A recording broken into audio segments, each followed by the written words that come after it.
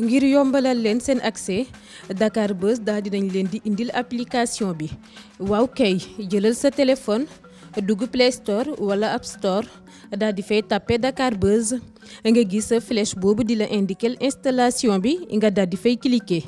léegi jeex na yow mu amagul application bi dawal gaaw jël sa téléphone télécharger sa application Dakar Buzz sur Play Store wala App Store. maintenant lan moo waral son bi et juste titre bi waruloo jooy. waaw xam nga jigéen moom ki nga xamante ne moo la jur la ki nga xamante ne moo la bëgg ki nga xamante ne moo lay protéger ki nga xamante ne soo leen duggee ci néeg moo lay sàng sutura ki nga xam ne te ba pare suñ delluwaatee lépp ci ësal mooy ba nga soxlee ba nga wéetee yàlla dafa jël jigéen ci yow yax la jël ci yow définir ko muy jigéen pour mu doon sa wéttal. donc tey la vendredi pour waaraate bi bu ngeen ko déggee na nga fàttali ko tey la vendredi moo tax mu sol jàllale bi. yaa ngi woon ci sa waaraate waaw parce que en fait la femme bon voilà comme li ma la wax rek soo delloo lépp nag ci ësal ba góor wéetee dafa yàlla dafa jël ci ñun tibbee ci ñun pour sàkk jigéen. léegi nag moo tax jigéen dañ ko war a orma. dañ ko war a yëkkati parce que jigéen day mel ni ñooñu jur mais ñun ñooy seen kilifa ñooy seen baay de base. xam nga yaa ngi comprendre. parce que soo delloo lépp ci jigéen ci ñun la jugee donc dañ ko war a protéger.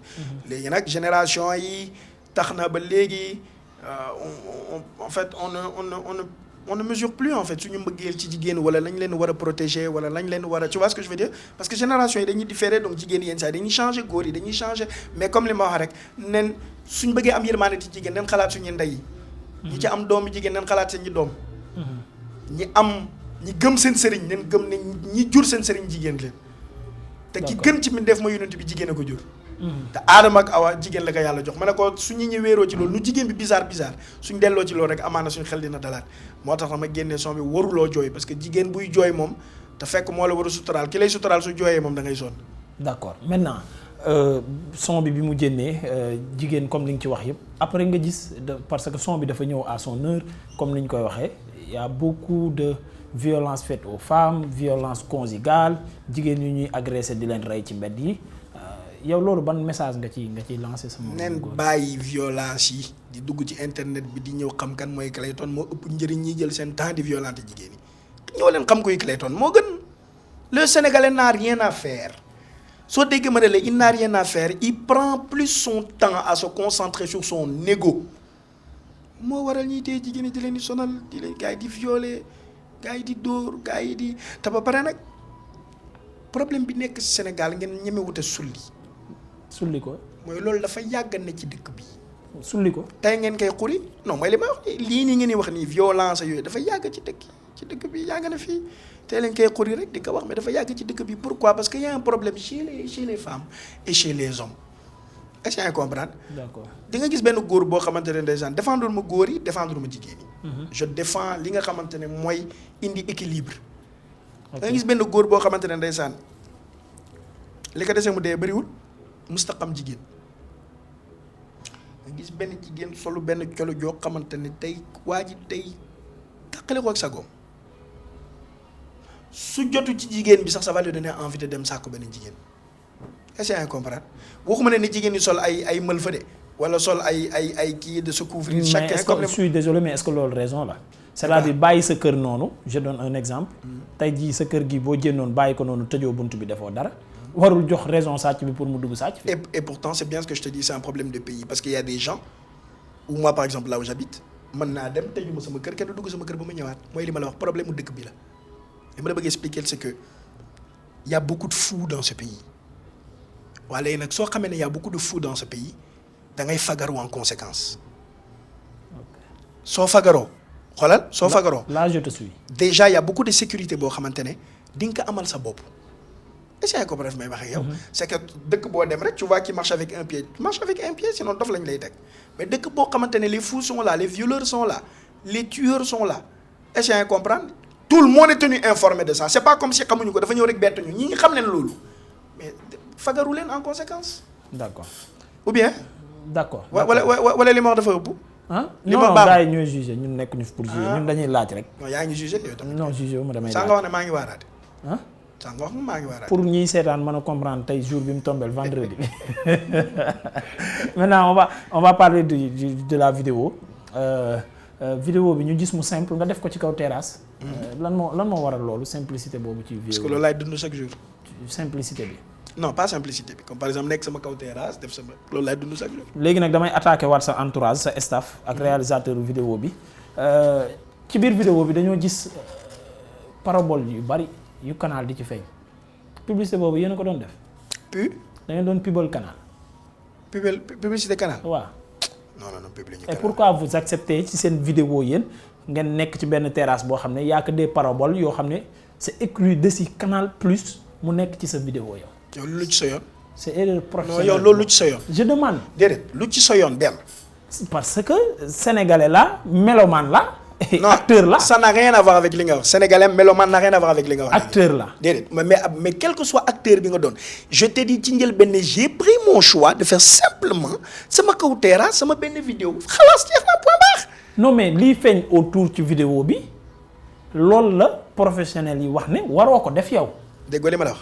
à moins que canal fay la xaalis bu bari pour nga defal ko loolu. canal de su ma fayoon xaalis bu bëri ñu jàppale ma sax ma dem kii nu mu tudd ci sax waaye tabaxi samay orphelinat ak yooyu noonu naa leen oo ñu fay ma de. erreur boobu naka la leen mën a dalee. loolu du benn erreur.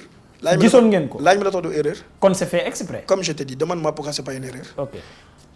Cette vidéo n'est pas un clip officiel. Comme tu es un acteur, normalement tu devrais le savoir. Mais c'est pas grave, je vais te l'expliquer encore. C'est un cover. Ce n'est pas un clip officiel, c'est une vidéo tout simplement.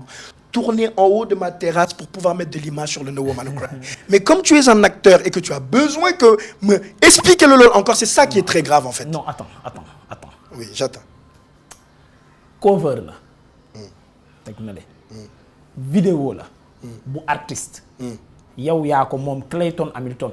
am nga tur quoi qu'on puisse dire. ak lu fi wax yëpp di garaaw Sénégal non Sénégal moom am fa tur. sa vidéo donte 2 personnes. ak man muy 3 dinañ ko xool. nga wane ci benn marque c'est de la publicité. Alors écoute-moi. Que ça soit cover. Alors, écoute-moi. Que ça soit vidéo officielle. Il y a des images et derrière les images il y a une marque. Alors, bu Canal Plus bu ciy feeñ. c'est de la publicité. Alors écoute-moi. nga dugal ko ci sa chaîne. wala déglu ma. alors kon su dee loolu publicité. jarul may nekk acteur Wala wala déglu- may nekk ankay, amateur ankay. pour savoir que ne. Wala déglu ma. publicité am na ci vidéo bi. wala déglu ma. voilà. déglu ma ma expliquer la encore. Est-ce que tu te rends compte que depuis tout à l'heure là. oui. On parle pas de la qualité du son, on parle pas de la ma wax ci son yi, on ne parle pas de. bien sûr. Non, on a parlé de ce que vous avez parlé du son moo tax ñu wax ci jigéen moo tax ñu wax warul jooy moo tax ñu wax loolu. mais tu m'as pas par exemple xootuloo ci son bi lan moo tax ma changer air lan moo tax ma def lii est-ce que tu t'imagines que tu ne parles pas de la simplicité de la vidéo depuis tout à l'heure mais tu parles d'une publicité Canal Plus qui est dans la vidéo. C'est extrêmement grave. C'est très grave ce que tu fais. Demande-moi pourquoi c'est très grave. alors je suis désolé kon dégluwoo ma. parce que ok, man kon. maa la wax. recommence ma déglu récap laay def. waaw man maa la wax. ne la def. récap. waaw. man maa la wax. son bi cover la. waaw. man maa la ko wax ci commencement bi. Non. maa la wax ci titre bi waruloo jooy. nga jëlee ko ci No Woman No Cry bu Bob Marley. man maa la wax loolu n'est-ce pas. waaw. man maa la wax ci loolu noonu nga dem ba gis situation Sénégal fu mu toll ñuy violenter ay jigéen. di rey ay jigéen di def ay violence conjugale nga développé li nga fi développé ba may wax da nga doon waaraat. waaw. n'est-ce pas. waaw. man maa pare ci loolu ma wax la ci réalisation vidéo bi lan moo tax nga choisir simplicité wu defee ko ci benn terrasse. man maa la ko wax léegi ma tontu man maa dellu bi ma waxee loolu lépp ba pare nag. wax naa ci ma wax la ne. mais gis nañ ne. erreur yaa bi ngi ci def erreur. erreur bi nga def nag ci mooy lan mooy déjà de base son bi pour yow neewutoon sax cover. non parce que yaa ngi fàttali ko ba mu waxee dafa ne cover la fa ne non du cover sax. non dama ne la cover la. cover la mais du cover ma wax la lu tax ma wax loolu. waaw léegi nag j'étais expliqué lu tax ma wax léegi nag kaa ma parce que expliqué d'habitude cover lu ñuy gis mooy nga reprendre d'habitude mais je parle pas en tant que professionnel non de il la faut parler musique. en tant que professionnel. non je suis pas professionnel de la musique. si tu l'es nag. non dama ne d'habitude lu ñuy gis ci cover. mooy ma jël cover benn Youssou Ndour je reprends les paroles textuellement ma changer mélodie bi mu nekkoon mbalax par exemple ma yóbbu ko ci acoustique loolu lañ tàmm gis mais yow woy bi da nga ko contextualiser ci contexte bi ñu nekk ñun Sénégal. mën nañu wax sax peut-être titre bi rek moo bokk. mais musicalement ak lyrics yi pratiquement bokkul. ak No Woman No Cry premier couplet bi et tout le son en fait ça part de la même chose. no woman no cry jigéen waruloo jooy c'est la même chose. non vous comprendre naa li nga wax non dama la bëgg a tontu ci li nga wax ne la comme li nga wax nii noonu la mais pour te dire que malgré que je l'ai changé en wolof. voilà maanaam waruloo jooy maanaam jigéen waruloo jooy mooy comme no woman no cry la quoi en fait mais après dama ko jël compte comme li nga wax. jël contexte bi voilà contexte waaw non d'accord naa ci loolu. d'accord mais léegi ci vidéo bi nga waxee ba wax ci waxi Canal Plus ne loolu. erreur loolu moo lay déranger. non déranger wu ma de. waxuma erreur damay laaj.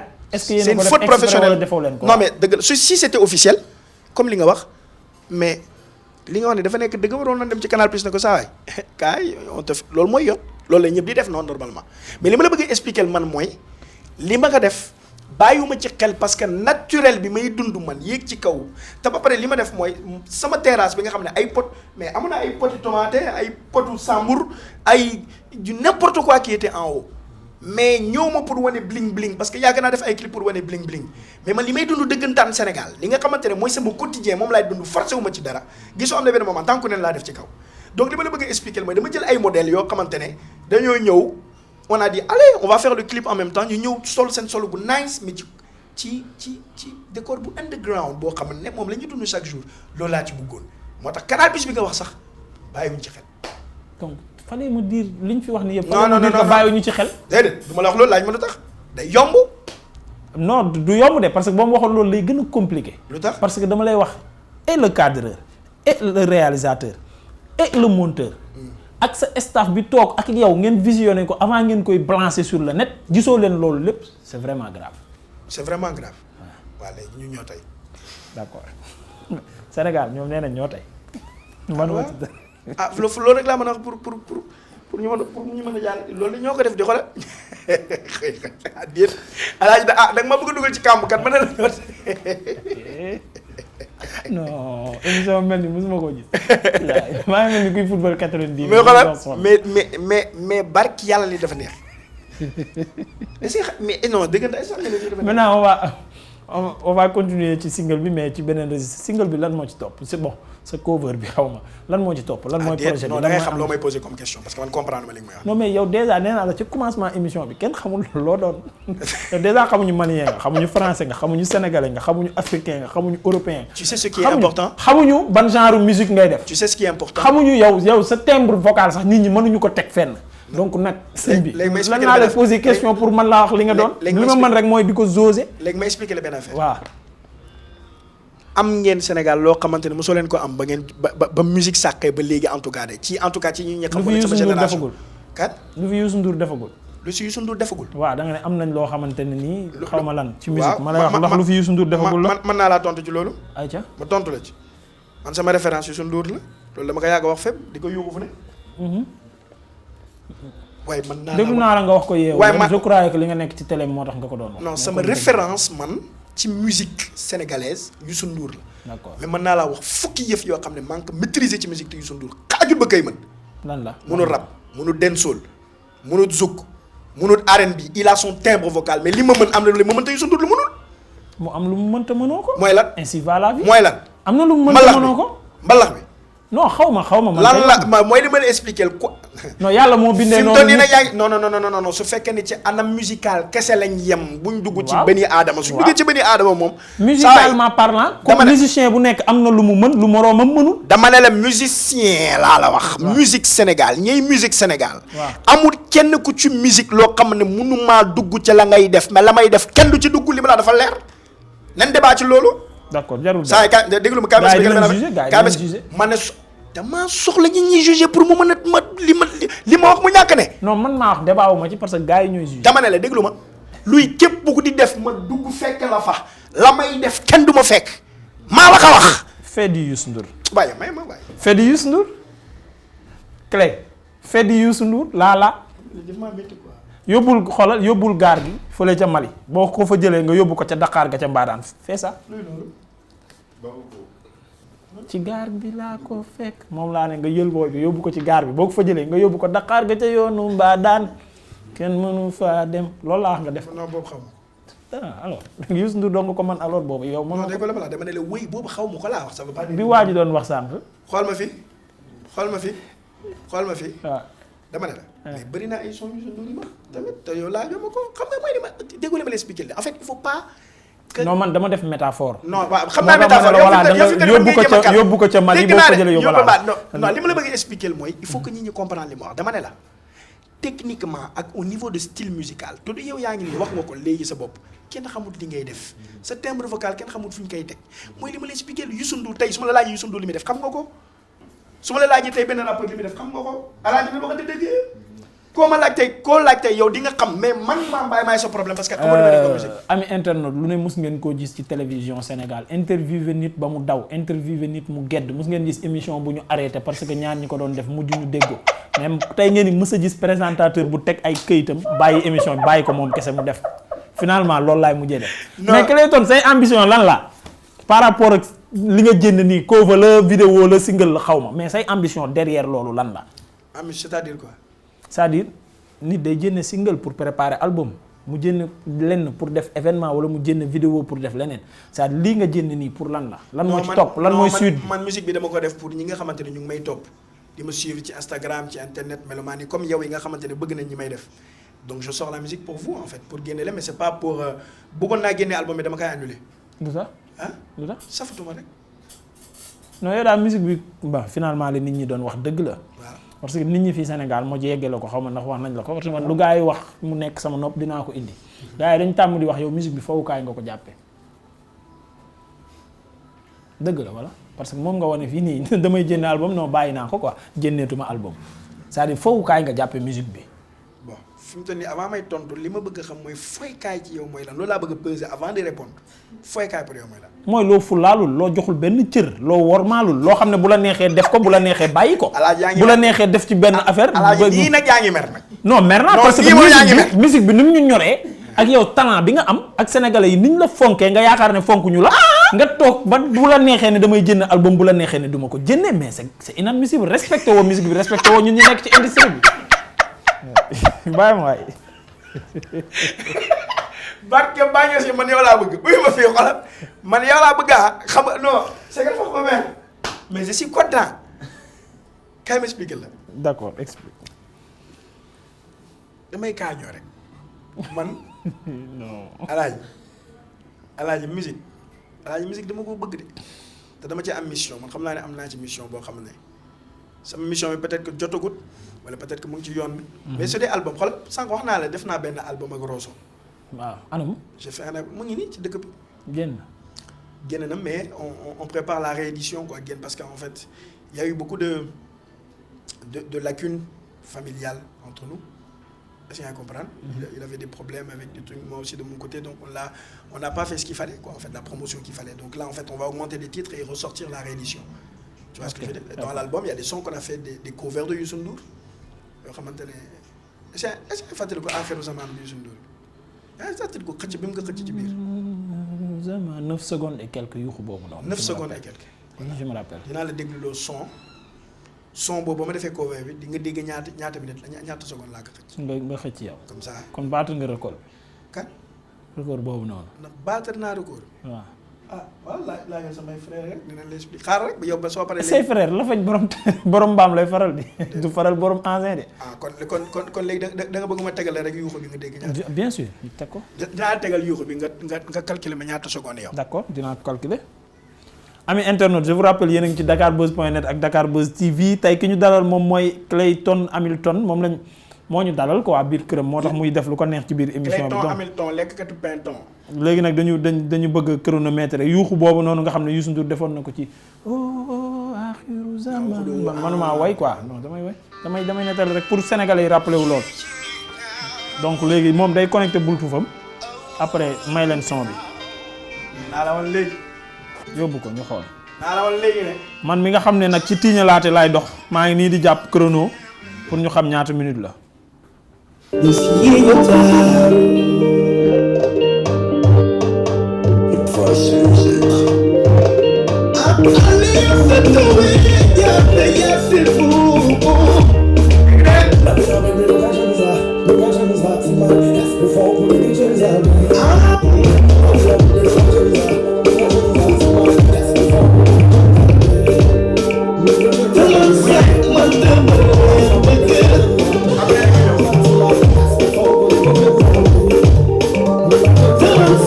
Monday.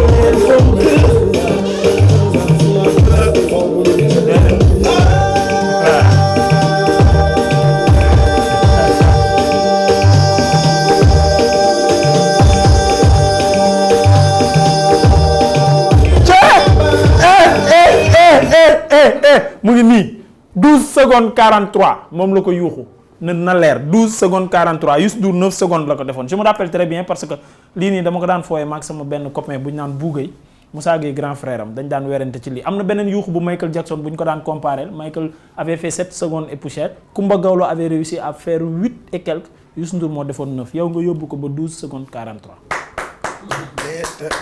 te voilà waa ji jaajëf waay. te xam nga lan mooy wax ji.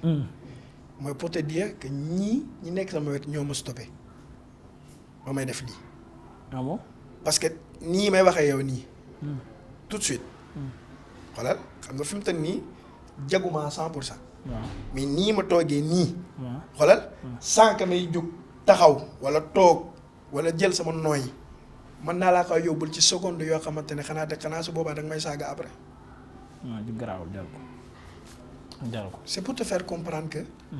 du question waane c'est une question de te faire comprendre que la may waxuma ko pour am buzz wala waxuma ko pour ñu valoriser ma dama la wax li ne. d'accord li ne mooy lañ nit ñi di def la gën a métti ci la ñuy def mën naa koo def mais la may def man pour ñu fekk si ma day métti waxuma loolu pour waane dama la ko wax pour parce que moo ne bi léegi. d'accord léegi lan lañ mën a xaar. melomaan yi gars yi nekk ci musique. waaw mais Clayton na ngi fi ay bong nga ak yi jëkk bong nga ak yi jëkk bong nga ak yooyu yëpp dinaa leen ko may parce que gis naa ne Sénégal pour dox foog nga def mbalax quoi rukum kukum. moom nga laaj def d'accord genre bas cung nga may jox ni mais émission bi mu ngi waaj jeex de. waaw mais waaw mais. jeexagul parce que des na benn rubrique bu ñu naan tak tak. dama lay poser question rek nga tontu. oui ou non. am naa album buy ñëw buy waaj a ñëw. nu muy tudd. wala doo ñu ko wax. xamaguma ko nag de wax dëgg fi neex yàlla album bi daal pare na bu yàgg waaye xamaguma ko foog ma xool quoi mais avant album bi sama album bi génn solo am na album bi. ak tuddee ko faw ma xool. ak Rosso. wax ko tuddee ko faw ma xool. faw ma xool waaw faw ma xool. waaw faw gars yi noté leen faw ma xool uy ma. ak album bi ma def ak Rosso révolution bi. kiy génneeat quoi en fait xam nga rek pour mu gën koo jëmmal ñu respecté ko. def ci ay vidéo. waaw def ci ay vidéo yooyu yëpp ñu ngi préparé ay vidéo yooyu donc bon en vérité nga baal ma de mais Clayton n'a pas réellement de projet tant que il n'aura pas un suivi au Sénégal et ça va être dur pourquoi parce que ñëw fi pour mu am defuma ay jéego pour mën a am ay suivi xam nga comme li nga def comme li nga wax am staff bu taxaw naan da ngay gérer j'ai un staff j'ai mes frères qui sont là ñoo xamante ne non loolu du staff. non loolu j'ai mes frères j'ai un staff loolu du staff loolu famille la famille. non loolu du staff. les Chinois travaillent ensemble et pourtant c'est des staffs. Et c'est des frères, c'est de la même maison. En fait, il y a beaucoup de choses que les Sénégalais, vous n'avez pas cette culture. Les Chinois travaillent en famille et ce sont des collègues de travail. Et ils respectent leur travail et leur poste de chacun. C'est ce qu'on appelle un staff. Tu sais c'est quoi un staff? Un staff, c'est un crew. Que ce soit pour le travail ou whatever. Un staff, c'est juste un groupe. Donc, ce que je te dis, j'ai mes frères qui sont là. Qui eux quand je fais quelque chose ils prennent le travail en main xam nga lan la ñuy def léegi dañuy jël son yi dem di ko yóbbu télé di ko yóbbu rajo yi ne suñ ñoon newu ci tu veux bëggoo ko je bëggoo ko ñun dañ koy dem jouer yi donc ça me fait plaisir ça me redonne espoir de savoir que donc dëggantaan mën naa kon ndekete gars yi bëgg nañ ma def fi dara dëggantaan tu vois ce que je veux dire donc gars yi ngi def seen liggéey mooy li ma la wax donc après loolu on va essayer d'organiser des concerts. kon buñ say frères staff lañ léegi ma expliquer la quand on parle de musique ngay wax ci ñoom tu vas me parler ce staff léegi bu ñuy wax leneen nga wax ma say frère mais su may wax ci sa carrière musicale ak noo koy booster nga ne ma mes frères kon duñ sa staff. léegi mën nga maa déglu. waaw vas-y. Beyoncé. bii moom duñ ci yàgg. Beyoncé. Elle travaille avec son père et sa mère. non avec son staff elle travaille avec son staff. Tu fais une très grosse erreur. Son staff c'est sa mère et son père. oui. bon comment moi je sais que moi. musuma jege Beyoncé professionnellement naka laa mën a xamee ne c'est son père et sa mère. d'accord dinaa la leeralal yow. leeralal ma xam. son staff ma wax ko ci olof. ñi ko wër yaayam la ak papaam. léegi ñi muy liggéeyal. ñooñu staffam lañ. léegi ñenn ñooy staffam ñooñu. yaayam ak papaam. waaw mooy li ma lay. est-ce que comprendre nga ma léegi. bari yàlla naa de en fait di nga kii. waxuma la sax di xeer de fi mu ne ay xoolal ay monument la may sànni fi mu toll nii xoolal comprendre bu yaay na mais fan lay gaañoo fi mu toll nii non mais ce que tu dis aussi là où c'est vrai là où je te donne la raison. Voilà. C'est que ñi mën neen bën a xam ne c'est sa mère et son père su ñu ñëwee professionnellement dañuy gis ne staff la. justement loolu laa bëgg a expliquer dans tout ce que j'ai dit. non idée boobu comprendre naa ko. voilà mais en fait li ma doon dëggal man en fait li ma doon expliquer mooy li tax ma ne la c'est mes frères parce que c'est mes frères la mais ñoom ñooy staff bi tamit. d'accord tu vois en fait on a tous les deux raison. pour la première fois pour la première début de l'émission ñu ngi soog a déggu. c'est incroyable. maintenant loolu lépp bu ñu ngi koy xaar. mais nag dinaa la expliquer benn affaire. xaw ma ndax naturellement nga koy def xaw ma ndax yaa ko tay wala xaw ma da nga koy calculer mais mën nga li ngay def xam nga lu tax. merci xam nga lu tax. non parce que naturellement non kaay ma expliquer la du ma jëy mbindeefu àddina sama yónneew ci kenn. non loolu xam naa man nee naa la kii laa gëm man ay mbindi wax la lu la neex xaw ma ko. dama ne wax li ne man ci man. on se connaît. mais waaw mais li ma la bëgg expliquer mooy li ma neex ci sa liggéey mooy ba ngay yegsee tu parlais à ton frère waa Clé mais quand on s'est mis à parler tu sais comment me poser des questions poignardantes sans pour autant me faire mal ou même me faire mal mais que ça soit utile au public et pourtant tu le fais avec sourire c'est bien ça su ñëpp meloon nañu am na ñoo xam ne dañuy ñëw interviewer nga bëgg a jël fauteuil roulant bi xaañ leen ko quoi c'est la vérité te pourtant yow def nga pire que ñoom ñu ngi ni diidee. Dakar Buzz la moo tax. Dakar Buzz la léegi ñu dem ci troisième ak dernière partie. dafa neex mu jeex. waaw foofu mu jeex nag. lii dafa neex lii dafa neex. tak la tudd ah. tak oui ou non bii moom amul sax. tey nga dee de oui ou non moom du ma wax oui du ma wax non te dara leeru ma de waaw su la nee leerul tu passes. je passe lépp lay passé wax. ok musulman. tëj leen émission bi. non. li ci topp mooy laaj bi dëggantaan parce que il faut nga tontu bii waaw wala déet pour ñu dem ci beneen bi. voilà ji kon passé beneen bi loolu du question. pratiquant. looloo tax na. loolu question. non pratiquant foog nga tontu ñu. non mais mën nga ko gëm te doo pratiquer. kat kon ne gëmoo ko. non il faut nga tontu ñu oui ou non nga bàyyi duñu buñ ne nii rek nga tëj wax parce que kii boo tegee sa loxo ñun ñëpp dañuy noppi.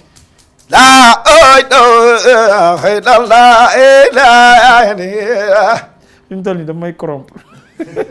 kii rek. waaw wala déet. xoolal ba tamit nga naan pratique c'est que nag kaay ma expliquer la nag yow sa tak bii nii bii baaxul. message la tak bi baaxul. musulman pratiquant loolu mooy lan. waaw ndax mu ngi julli ndax mu ngi woor ndax mu ngi def lépp. kan man. waaw bu baax. donc pratiquant ne ma oui. wala recommencer atal. musulman. waaw oui. pratiquant. oui. marié. non. ok. polygamie. oui. d'accord oui parce que vous êtes musulman pratiquant. oui justement looloo taxawoon nag oui ou non bi chronologie la boo ko bàyyee rek après du neex. ok parce que boo nekkul musulman nekk ko pratiquant mënoo nekk polygame dafay compliqué pour nga nekk polygame. non parce que loolu c'est typiquement un musulman oui, pratiquant. mais ce n'est pas obligatoire. non moo tax ma wax la. waaw mais c'est bien ce que je suis d'accord avec c'est pour ça que ma ne d'accord naa polygamie oui. d'accord poly lii gars yi. poly lii. plaisir polygame moom sportif. oui. ok footballeur toujours. oui. d'accord ok parieur parce que pari sportif dafa xew quoi ñu doon football ñoom dañuy carte xaalis ba léegi donc nag après sensu nag musulman pratiquant bi nag fi lañ xamee ndax dëgg la. non man du ma parier du ma parier. doo carte xaalis non du ma carte xaalis. d'accord un message ci ñi koy def rapidement parce que c'est en vogue temps yëpp suñu site bi sax loolu moo ko yëngal parce que moom mooy suñu sujet suñu ligne éditoriale fa lañ ko wékk. ñuy parier waaw sama yónneew ci ñoom suñ bëggee perte seen xaalis nañ ko def mais su dañu daal wéeru neen daal ci la yàlla wax maanaam parier baaxul quoi en fait parce que bon rafetlu wuñ ko quoi en fait. mu ngi mel ni naan alcool ak yooyu yëpp loolu yëpp dañ ko rafetlu. loolu neexalee nii c'est-à-dire da nga leen wax clairement baaxul ñoom ñu xam ne baaxul. non dégg nga li nga ciy def dafa araam li nga ciy gañe moo gën a araamati parce que loolu nga ciy gañe lu mu laal ci sa alal yàq ko. lu mu fekk yàq ko lu mu fekk si yàq. li ma leen wax moo gën a métti li nga leen wax léegi. na métti ko xam na laa leen wax. dama ne leen sama yoon newu ci ñoom. ñoom neen parier ba dugg boîte vocale sama yoon newu ci. kaay ma expliquer la fi mu te ni sama yoon ci yow la nekk nii. ok xoolal man néew ma ci ñoom suñu bëggee mais dama ne suñu wéeroo ca lañ ña jàngal. parier baaxul. mais tey jii nii xam nga soo déggee ma ne la sama yoon neewu ci allahu alam dafa am loo xamante ne parieurs yi ñu ngi koy def te ñun peut-être que ñu ngi def leneen loo xamante ne itam yàlla rafetlu ko donc ku nekk la quoi en fait xam nga. c'est dans moo tax ma ne la sama yoon neewu ci c'est pas bien mais ña koy def nañ ko def su leen neexee su fekkee ne seen xel fa la toll suñu yoon neewu ci ñun. amateur de lutte. de lutte. oui. waaw dinaa seetaan de temps en temps dinaa seetaan lutte. ok man jël yi moo may neex.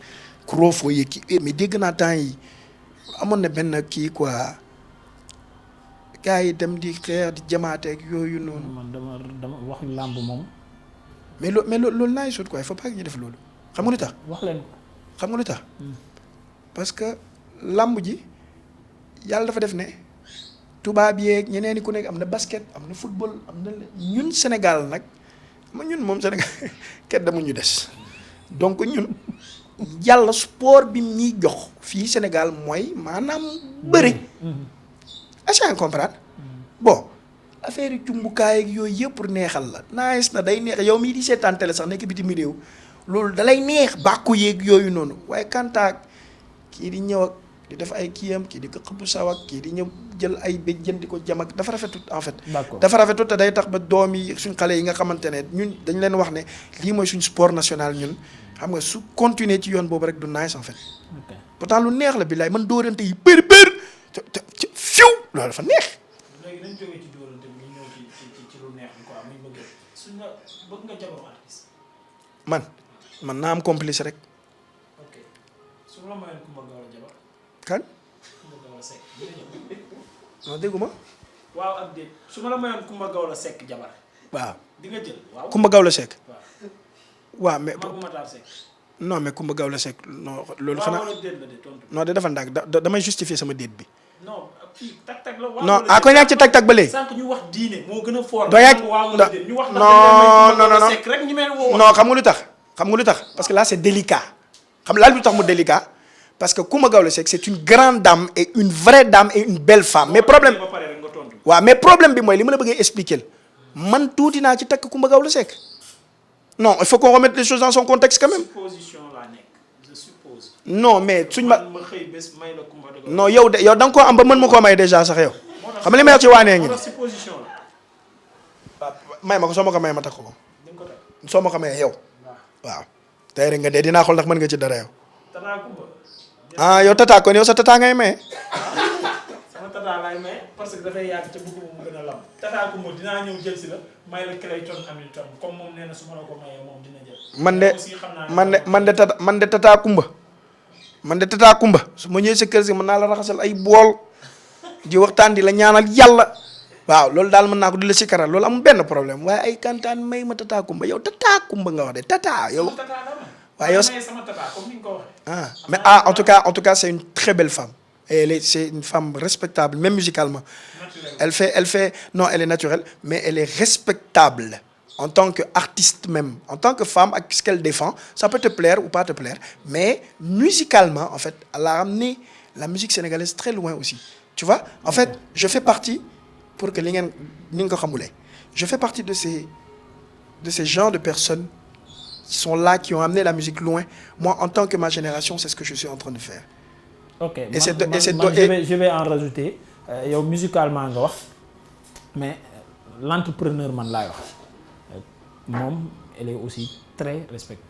ah non Coumba Gawlo côté management aussi elle est trop forte voilà j'ai à travailler ak moom gestion bu muy gérer équipe am bu muy liggéey ñu nekk ci Go Média yëpp mooy groupe de presse am bi et tout ñu nekk ci association mi pour les enfants et tout donc ni mu leen di gérer management boobu voilà. moi j'ai eu la chance de travailler avec moi personnellement je vais pas te mentir hein. Moi c'est plus musical j'ai comme je dis moi je xam nga rek wax loo xam ne amul wala pour neexal amul baaxul quoi. ak naqari deret aussi. je dis la mais naqari deret mooy yoon man ni moom laa mel parce que soo xamee li nga bëgg da ngay foog ngay naqari deret yow di nga reetaan. kan man. waaw non Coumba Gawlo dinaa ko gis muy reetaan bu baax. kaay ma expliquer la. c'est que comme elle travaille avec toi te peut-être que am na loo xamante ne bëggul nga koy faral di gis ci moom parce que sinon peut-être am na lu mu la bëgg a jàngal loo xam ne du teel a dugg peut-être loolu la rek mais en tant que elle-même je pense que c'est et tu sais elle a eu avec sama yaay. day xadi ñang. day xadi ñang feccikat donc tu vois le truc c'est que moi je connais pas sa vie hein. Je te mens pas mais sama waa ji nom na Coumba Gawlo nag gis nga réponse bi wii ak noo la woon mu wax fi lii lépp ci Coumba. non xam nga lu tax. ndeysaan xam nga lu tax bëggee la fort. non bëgg trop sax c'est que li mu def man dama bëgg li muy représenté bëggeel bi foofu la mu ngi ne tey mu ngi mel ni tey nga wax. non Samba tey la ñuy rey émission bu guddee nii mosuñu ko def. wala nga wax ma waxi Youssou Ndour wala nga wax ma xam nga wax yi nga xamante ne c'est des grands des Ismaël Lo yi nga xamante ne en fait Sénégal da ngeen a mën a enterrer artiste laaj lu tax da ngeen mën a enterrer artiste. un artiste comme Ismaël Lo qui a chanté Tadji Bone qui a chanté Africa, qui a fait le tour du monde avec son titre. tey jii nii ku wax Ismaël Lô Sénégal on le calcule pas tant que ça quoi en fait ça me fait mal hein. non parfois tamit yow da nga may tooñ de parfois tu me fais mal de. man ça me fait très mal hein ça. parfois da nga may tooñ tamit. le temps. parce que sooy wax calculer wuñu ko parce que da nga ma ciy boole. non yow lay waxtaanal je te montre mon MP3. non yow lay waxtaanal pour te dire que peuple sénégalais waxuma la yow. waaw non mais sénégalais yi bëgg nañ leen bàyyi li ngay def. regarde mon MP3 xoolal loo gis waxal téléspectateurs yi gis lii lan la. film porno. da ngaa laajte ma wax kat bi. non je rigole non je rigole. yaa quoi. Coran. oui Youssou Ndour. Pen. Isolo. Cheikh Lo. John. Salif Keita. Xasida. mais nag kaay ma def la nag. tey laa lay takkal pot nag. waaw fii lan moo tax Clayton newu fi. Clayton. parce que Clayton aw ma son. mais j'écoute Clayton. xam naa loolu moom jarul. c'est-à-dire là man xam naa ne yaa ngi ça c'est ce que tu écoutes nii manuma ko am su ma demee sur YouTube. non mais même sans ça c'est ta playlist quoi en Voilà, fait mais là c'est riche. waaw c'est des genres de choses yoo xam ne daf may inspirer. non loolu c'est man naa su may ñëw si yow di def ak yow interview lii daf may aider je choisis kenn ci ñoom ma koy déglu concentré wu su ma ñëwee fii xam naa lu may def ak yow. waaw léegi mën naa la poser question. man maay répondre. waaw fii jamais fii man maay poser. non léegi. non bul ne jamais waxtaan la. man soo ma doon catégorie fenn maanaam di ma dugal ci benn mbaar foo may dugal. man franchement artiste multidimensionnel comme ni ma la présenté sànq ci intro bi bu bëri facette bu bëri couleur buy def leneen est-ce que xam nga ne su ma amoon ndogal ci yow xaw ma ndax mës nga ko def wala mësoo ko def di nga def acting dinaa la mës a jouer loo film man su ma amoon ndogal ci yow waaw. waaw léegi lu tax nga bëgg maa dugal ci loo film. parce que artiste nga tu n'es pas un musicien tu es comme Ismaël Lô li nga wax tu es comme Cheikh Ndigal Lo tu es comme Souleymane Faye c'est-à-dire artiste nga. waaw doo musicien doo mbalaxmaan doo rappeur doo. voilà tu es un artiste. mais tudd nga benn waay bu garaaw. émission bi. ki nga mujjee tudd léegi nii. Souleymane Faye. laa hawla wala quwwata illa billah mais Cheikh Faye ponkal la. xool ma. ponkal la. c'est que chance bi que yàlla mayul. il est trop en avance. il a toujours été en avance. te loolu mooy sama problème. par rapport au peuple sénégalais. à lui tout seul il aurait pu amener le Sénégal dans une dimension d'air musical ou même d'air art canton. non il est fou ce mec. il est très fort. Okay, j'aime beaucoup mais en tout cas yàlla na leen yàlla fay. amiin. yàlla na leen yàlla fay pourquoi parce que malgré tout on a eu une émission où on a déliré on a rigolé rien n'est calculé. Ouais. Parce que loolu il faut que nit ñi xam ko. waaw tu es venu avec tes papiers.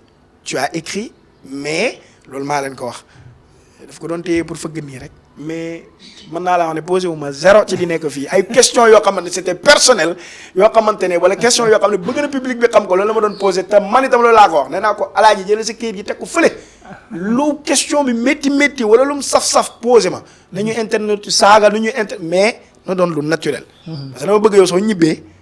non mais Clayton koo na loolu ma ci neex waaw te loolu maanaam foog naa ne loolu leen am te je pense que tu devrais beaucoup faire d'interviews comme ça yow mi sax ça va te permettre de poser des questions vraiment pertinentes comme li keroog li nga posé Pape Sidi Fall naan ko dañoo xuloo xaw ma la dañoo. Pape Sidi justement la dernière question la DER nag il faut que ñu ñibbi parce que il faut que ñu ñibbi. lii de ma koy soog am lii de neex lii de bu leen ko génnee de ci émission animateur bi la arnaqué kan la. dégguma. animateur bi la arnaqué fii ici au Sénégal. yow posé wu ma question ndax dëggantaan man ak Pape Sidi Fall dañoo xuloo waaye nga may posé ak. non parce que xam naa ne xuloo wala te moom aussi leeral na ko te moom gëm naa ko Baye Fall la wax na li leen boole te loolu dafa cher ci yow cher ci moom. Pape Sidi te Fall nee na loolu rien au monde loolu rek mën naa tax du ngeen mës a xuloo. Pape Sidi Fall sama frère la. d'accord. seede yàlla sama frère la. léegi. man ak moom dañoo kon ak c'est que ay kon lañu rek waaye. waaw. mais moo gën a kon ci Sénégal est-ce que xam ngeen loolu. oui Pape Sidi Fall wérul. moo gën a kon ci Sénégal léegi tontu ci laaj bi animateur bi la arnaqué woon kan la. non bàyyi noonu mu sedd. ok laaj bi animateur yi kon dañuy arnaqué fii. en tout cas daal amoon na benn animateur moom sax dafa baax ba ne la xaw ma lan 60 000 wala si man. 90 000 900 000 lañ ma laajoon. pour mën maa teg ci télé yi defar ma publicité tegal boobu maa ngi France xoolal ndeysaan tellement sama xel newul pour yàq que ba nga may poser question bi ci njëlbéen est-ce que yaa ngi def ay jéego pour Sénégal xam la ndeysaan ba ma ñëwee indi samay produits indi samay lépp nit ñi xam ko 89 maanaam 900 000 lañ ma laaj 1 million bu manqué 100 000. voilà donc ça veut dire que loolu lañ may laaj pour ma mën a promouvoir sama réew ma ñëw ak samay talent. mais kooku dala fayeeku pour gérer la sa communication wala dala fayeku pour teg la ci télé. daf ma pour teg ma dafa wuute. pour teg ma non pas gérer ma samay communication. mais pour teg la. waaw là c'est grave. kan la mënuñu ko xam. non jaru ko xam nga lu tax. merci beaucoup parce que su ma ko waxee. Sénégal ndeysaan.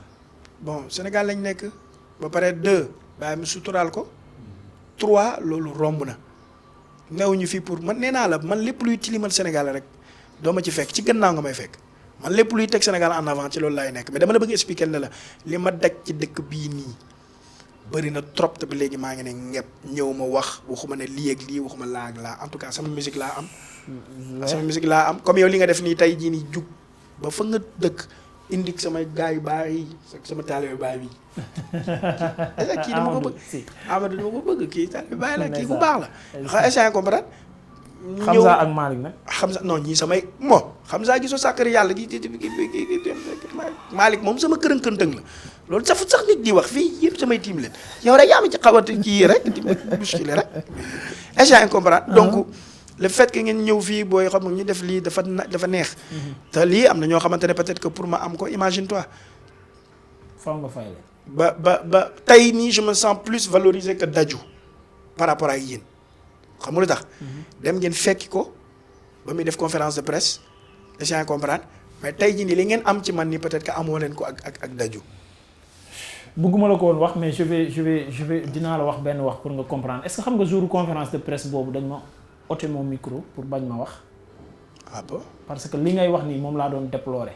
et pourquoi presse bi toog foofu noonu ñu leen di def yenn façon yi di leen wàññi di leen dammat ma jël micro bi j'ai fait le riposte ma bañ comme nit bu nekk bu gisee ñuy toroxal ay moroomam ñu mu bokkal catégorie bon c'est passé bugguma retracer waat yëpp parce que après jul na ay polémique nangam ak nangam. non mais lan du dem nañ sax bay wax ne à chaque fois man su ma ñëwee ci conférence de presse damay ñëw pour saboter nangam ak nangam. et le producteur dem nañ bay wax ne man dama ko jàppal en tax xaw ma ko musuma ko gis musuma ko dégg xaw ma fu mu dëkk. xaw ma numéro téléphone xaw ma ki defoon événement bi j'ai oublié même. raxu waaw raxu pour musuma ko gis musuma ko dégg xaw ma fu mu dëkk.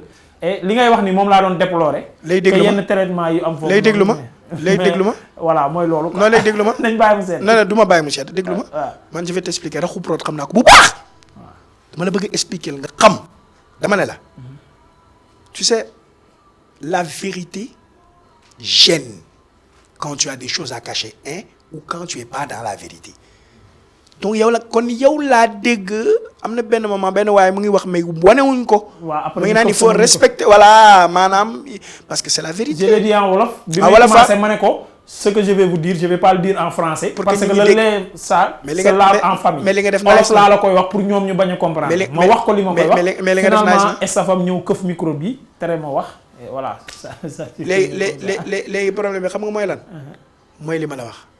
tant que yaa ngi ci dëgg day saf-sap. waaw day métti xool ma day métti affaire yi day dinañ la cognace dinañ la mais tant que yaa ngi ci rek téyal dëgg boobu force doole baam ñëpp dinañ la ci fekk ci te comme li ma la expliqué rek tey lii li ci neex mooy tax ma ne la te xama man sax xaw ma yàlla xam na ne yaa ma ko wax sax léegi nii.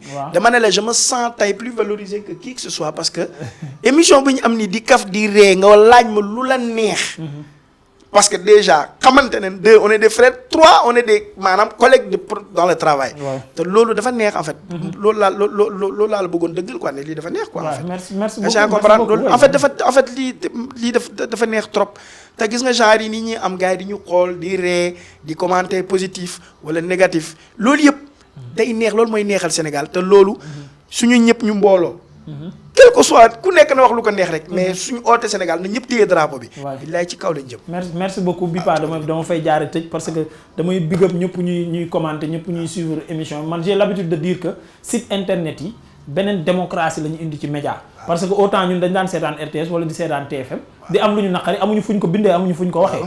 nga saaga ñu wala nga apprécier loolu démocratie la ku nekk am na droit gis affaire bi neex ko mu ne neex na ko noonu la keneen amee droit gis affaire bi neexu ko mu saaga ko et man loolu lépp j'apprécie parce que au moins ku nekk may nañ la benn temps d'antenne foo mën a exprimer wu li la neex wala li la naqari et loolu mooy Sénégal et loolu lañ doon ñaan yàlla mu am fii waaw big up à toi yal na leen yàlla saxal amiin amiin yal na leen yàlla gën a dooleel amiin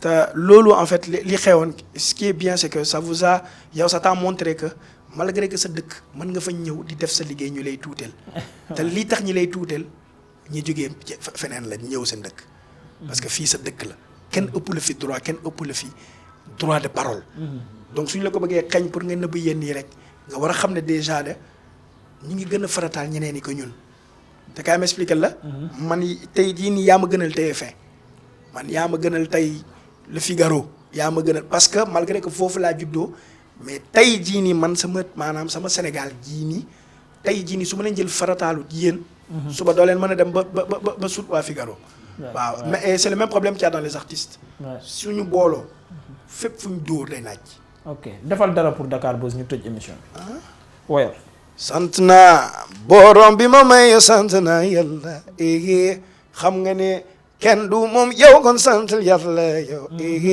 fàttalikul sama waa ji waat naa kenn du la fàtte sant naa Dakar Buzz bi ñu ñëw sant naa yàlla tasaxali la war la soo koy def sama waa ji yow nopp lu tasaxalu ñu war la bul caalit sama waa ji yow sant kuko t'as pas idée toutes les choses que j'ai dû supporter imaginez tout le poids que mon dos a dévoré.